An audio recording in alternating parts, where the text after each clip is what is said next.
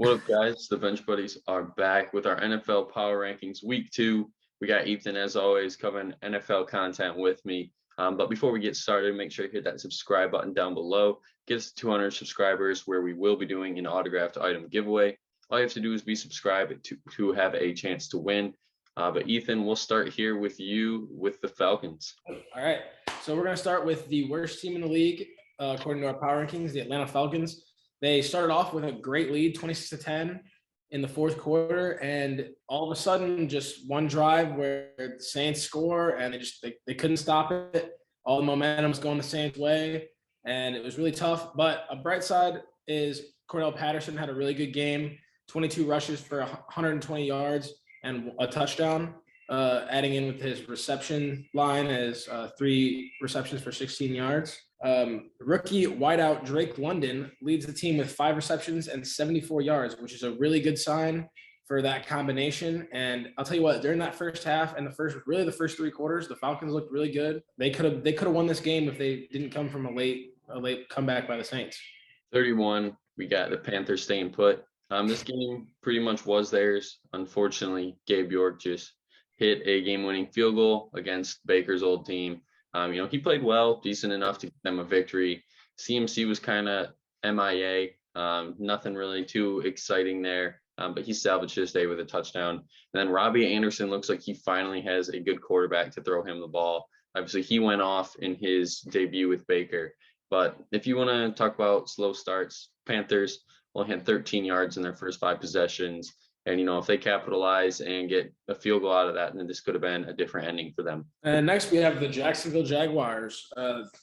Really also a slow start, but they really started to pick it up there in the second half. And without that hero drive from Carson Wentz, and Curtis Samuel had a great game as well. But without that, the Jaguars would be sitting at 1-0 right now. So I think it's a pretty nice start. I mean, definitely would have been better with a win, but it was definitely a better start than last year. They did shoot themselves in the foot, though. Lawrence had an easy touchdown, and they overthrew. They failed on 4th downs in the red zone, and always a missed field goal. That hurts, but it's week 1, so those will get cleaned up eventually. But James Robinson, a lot of guys thought Travis Etienne was going to be the main back, but a lot of fantasy owners are happy this morning with James Robinson's performance, a couple of touchdowns. So it's good signs from Jacksonville. 29, we got the Texans. The only thing you can say about this team is they blew that 20-3 lead entering the fourth quarter, and they came away with a tie in overtime. Nobody wanted to win this one, I guess, in week 1. The big story is Davis Mills. How's he going to do this year? He looked just fine, and I think, is going to be a better quarterback than people thought in this league. He could be the Texans' long-term solution if he starts improving. But rookie Damien Pierce is the big storyline here. Everyone thought he was going to have a great game against the Colts, but it is a tough D-line there. And, only 11 attempts on 33 yards is nothing to write home about. Yep. And then we got the New York Jets. If I'm being honest, I did not watch this Jets-Ravens game. It was my least watched in that 1 o'clock slate, but we're going to talk about it still. Joe Flacco threw the ball 59 times. Really not what you want to be doing if you have that type of quarterback. But he did throw for 307 yards, only 1 touchdown. Could it be Mike White? Could it be his time? Because he did show up when they needed him last year, and that could be really interesting going forward. With Zach Wilson coming back, whoever knows, I don't really know when that's going to happen, but when that happens, the Jets team could really start getting Garrett Wilson, all the new nice pieces that they have. That could really be good for the Jets. 27, we got the Detroit Lions dropping back a few spots here. And, they were really in this game till the end. They did hold the Eagles in the fourth quarter and didn't let them score at all. But it was a 38-21 game going in the fourth quarter. As always, the Lions comeback falls short. And, they do have a good core that Goff can rely on here with St. Brown, Hawkinson, even DJ Chark and DeAndre Swift as always. But this Lions team, they're looking better than they have in years past.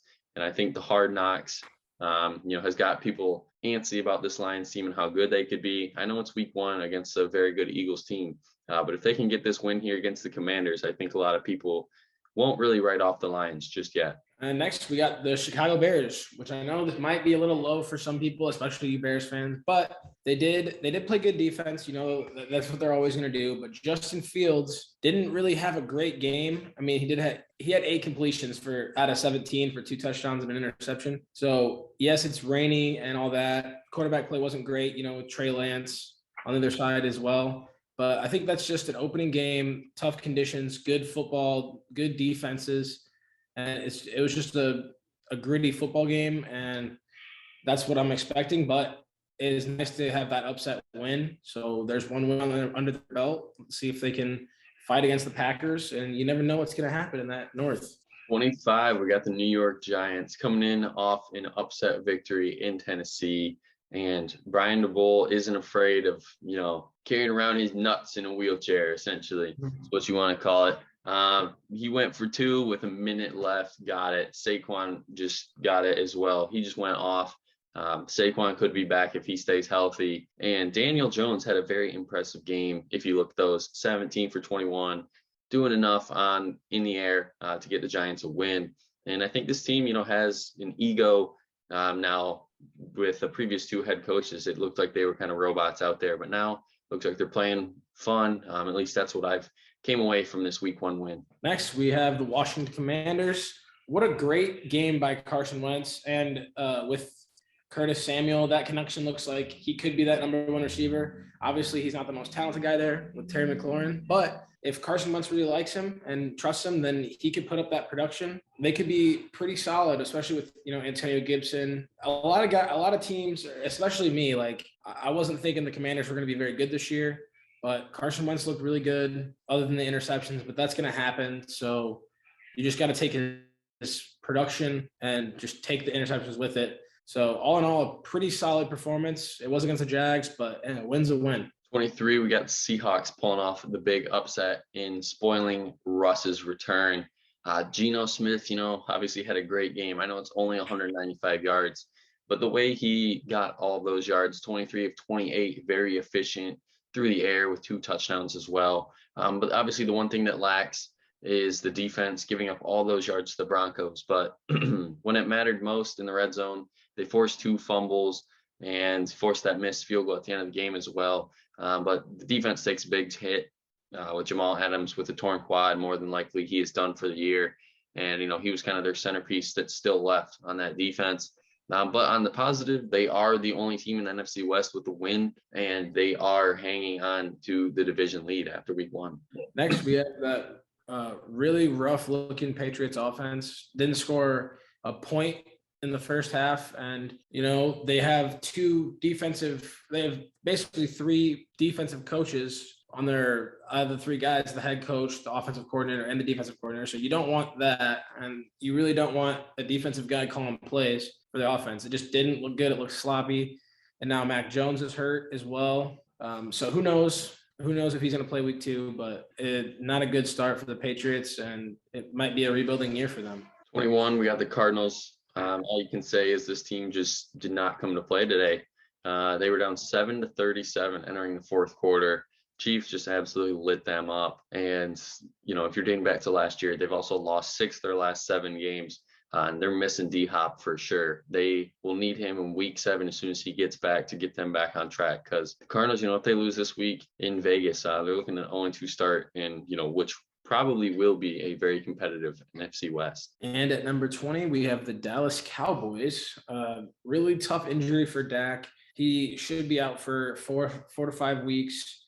So Cooper Rush will be the quarterback in town. Not a great start for the offense. They did stop Tom Brady and the boys for a while. But so 19 points against the Buccaneers isn't too bad, but you can't score 3 points and expect to win the game. So that offense is going to be rough for a few more weeks, but if they can get a few wins while Cooper Rush is out, they could be in this NFC East still.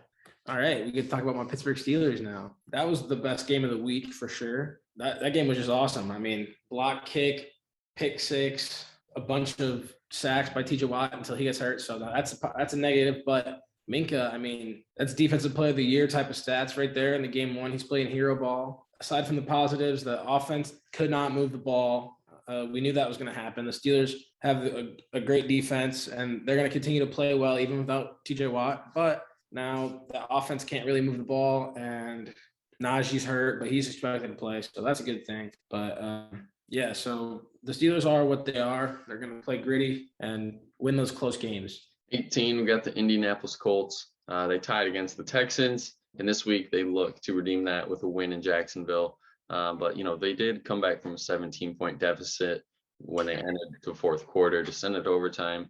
Matt Ryan played decent in his debut. Obviously, 32 for 50 isn't a super efficient day, but, it's pretty good in a debut. Jonathan Taylor obviously went off as well, as normal. He's still a bell cow, 31 attempts a game. But this defense held Houston to under 300 yards, but just unfortunately couldn't get that win in Houston. At 17, we have the Tennessee Titans. Came up with a 13-0 lead after the first quarter, but they couldn't keep it going. The Giants kept fighting, and Randy Bullock at the end, as we know, he missed a game-winning field goal as time expired, and they also let the Giants drive all over him in that second half and really let them back into that game. So not a great start. Newly acquired Robert Woods did not do too well with one reception for 13 yards. So the offense didn't move well. Derrick Henry wasn't as good as you'd think, but he's obviously going to be fine. And these Titans will be fine, but that's a really disappointing loss.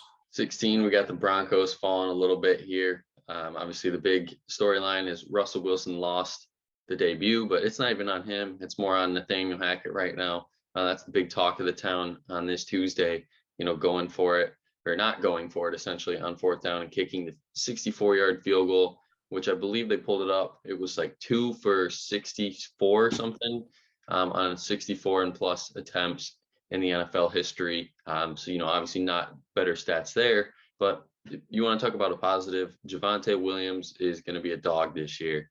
He only had 7 rushing attempts for 43 yards, but in the past game, he looked like Russ's favorite target with 11 receptions for 65 yards. And I think if he puts up that production, gets a few more touches in the run game, I think you could be looking at a, top 20 player at the end of the year. Next, we have the Cleveland Browns. A good win against the Panthers this week. They almost let them right back in that. There, they did let them back in this game, but it took, Gabe York, the new draft, the new guy that's in Cleveland, but he won it for him. 58-yard field goal as time expired, and that's it for that game. I mean, Amari Cooper, where'd he go? Didn't do much at all. I started him on my fantasy team, so that's not good. But, Nick Chubb he's a dog, but Kareem Hunt took his touchdowns from him. That's tough, but, that running back duo is really nice. And Jacoby Brissett had a solid stat line. That's all you can ask. And they're just going to try to win about 7 or 8 games before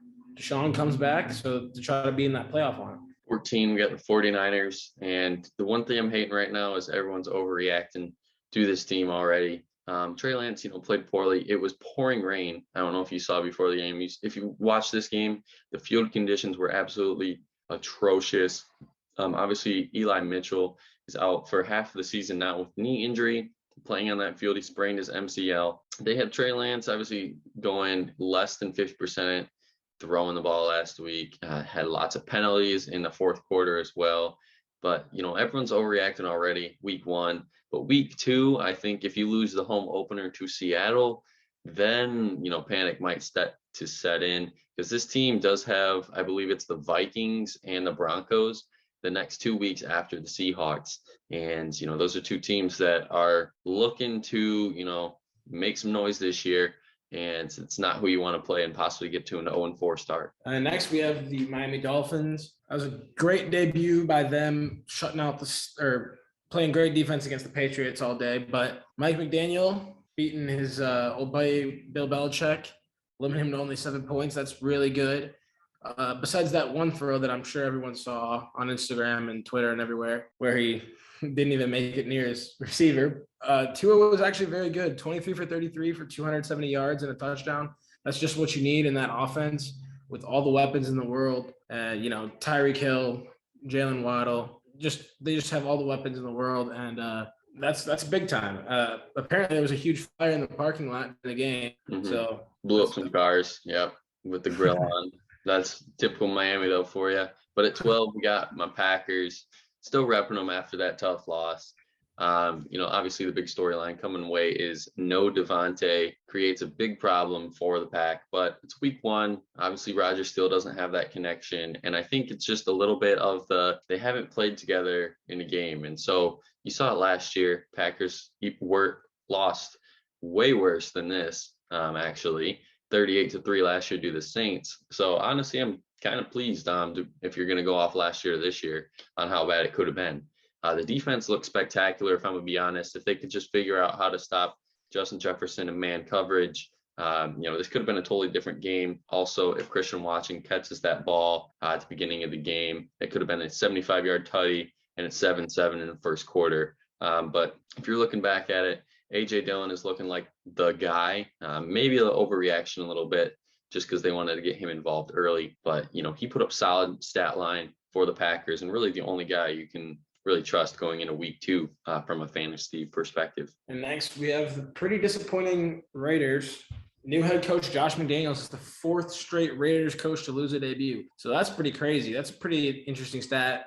Derek Carr, 22 for 37 for 295 yards, 2 touchdowns, and those 3 picks. You can't put all the blame on Derek Carr, though. He had, I'm pretty sure, half of his dropbacks he was pressured on or he was hit or sacked. That's not a great formula for success. Although Davante Adams and his connection, where it was insane, he had 10 receptions for 141 yards and a touchdown. So, not time to panic. They're still a top 11 team in the NFL according to our power rankings. So not much to worry about there. They're still going to be solid. And at 10, starting our top 10, we have the Saints moving in with that gritty win over the Falcons. They came back, of course they did, against the Falcons from 10-26 with a little under 11:30 left. Jameis, he obviously is coming back from his injury, but with the new receiving core, him looking healthy. Kamara didn't even play his best game. This Saints team, I think, could be flying way under the radar and possibly give the Bucs, who they play next week, a run for that NFC South division. If they can win next week against the Bucs, I think the favorites to win the division, could be the Saints if, Jameis has a really good game against a good Bucs team. But you saw last week that the Saints do have weapons now, and Winston's going to be flinging it around like he normally does. Obviously, it's good to see Michael Thomas out there since 2020, since last time he played, and he looked great.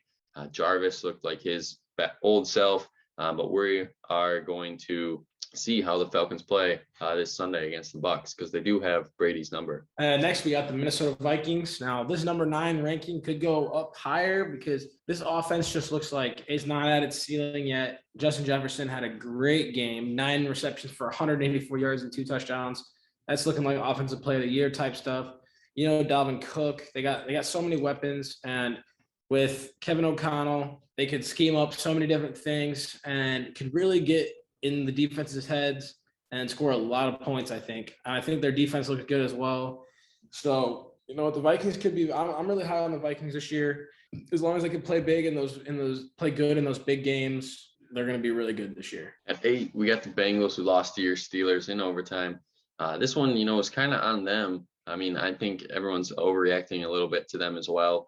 I mean, I know Burrow threw 4 INTs, got sacked 7 times. They got an extra point blocked for the win, missed a field goal for the win in overtime, and all of that just to lose by 3 in overtime in the last second, which could have resulted in a tie. And the Bengals are still going to be the Bengals, just getting the rust off. But the big question mark for them is T. Higgins. Obviously, when he returned, could it be a week 2? He's fine, goes through concussion protocol, or will he return week 3? But they got the Cowboys with Cooper Rush this week, and I think, they're going to be heavy favorites for that one. Number 7, we got the Los Angeles Rams. I mean, that was kind of a rough start on Thursday night. We didn't talk about that game yet, but that was a really ugly start. They didn't score at all in the second half. Cooper Kupp, on the other hand, 13 receptions for 128 yards and a touchdown, so he's right there in midseason form. Stafford, 3 interceptions. So you got to limit the interceptions a little bit. And the offensive line, Andrew Whitworth, and now their center's hurt. So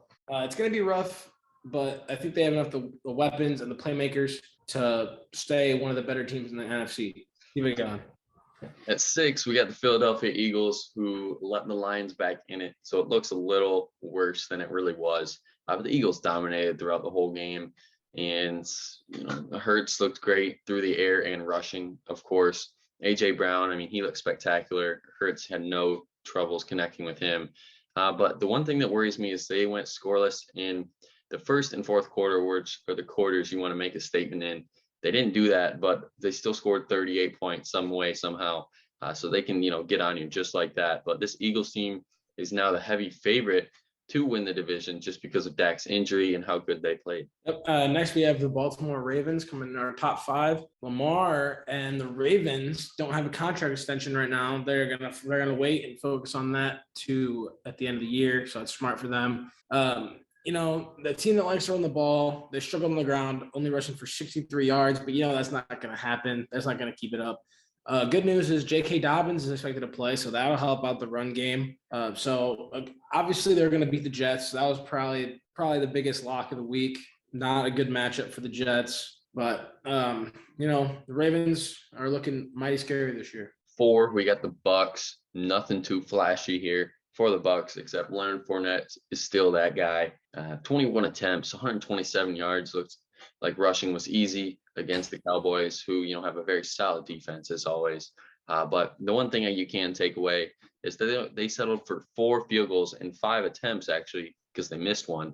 Within the 30-yard line, and that's just seeming like they are getting the rust off as well. And sooner or later those are going to cash into touchdowns, and this game really could have been a 35-3 win for the Bucks, but the defense of the Cowboys just halted them before they really could. At number 3, we have the LA Chargers. A lot of people's Super Bowl prediction winner, actually.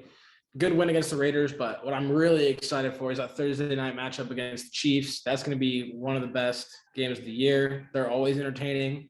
Justin Herbert versus Mahomes. It's going to be a good one, but Justin Herbert looked great. He was just throwing missiles all over the place. Ended up with 26 for 34 for almost 300 yards and 3 touchdowns. So really good.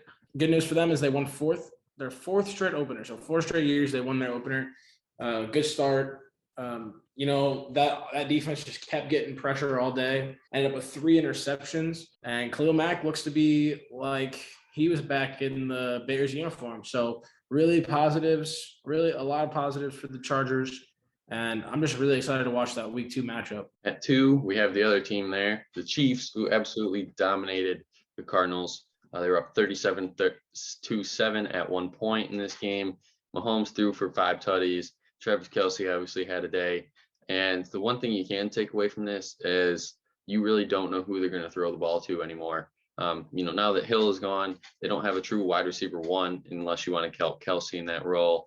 But they had 9 different players catch a pass in this contest, and I think it's going to be that way for the remainder of the year. Guys contributing every week. So if you don't have Kelce, honestly, you probably don't want to trust anyone except Juju maybe, just because he got a lot of targets that way. But this Chiefs team, defense looked spectacular, and that's rare to see in a week 1 matchup, because we saw last year how bad this defense was through the first half of the season. But now that defense looks good, Mahomes is back to his normal self. This Chiefs team is, one of the early favorites to win the Super Bowl as well with those Chargers. That's why, this week 2 matchup is going to be a very big matchup going into the end of the season as well. And at number 1, we got the Buffalo Bills. Ran away with it in that second half against the Rams. That defense looked awesome. They held the Rams to 243 total yards by getting that pressure. Von Miller looked absolutely awesome, sacking his old quarterback, Matt Stafford. They scored 21 unanswered points, which that team can do. They don't punt very often. Josh Allen, 3 touchdowns, 2 interceptions, but those interceptions were not really on him. So just a really, really nice job of airing the ball out. And also 26 for 31, which is really efficient, really good. Stephon Diggs, their connection looked great together. Gabe Davis, he's good for a touchdown a game. If they get Dawson Knox rolling, that offense is going to be really hard to stop. It already is really hard to stop, but just to keep getting better. This is definitely at least a top 3 team. Anybody can argue right now just after week 1, but we think they're the number 1 team in the NFL right now, and that's why. So that's going to do it for the video today. Make sure you guys hit that subscribe button to be entered into our 200 subscriber giveaway. But stay tuned for our picks later this week. See who we're taking and see how last week's results went. But until the next time, the Bench Buddies are out.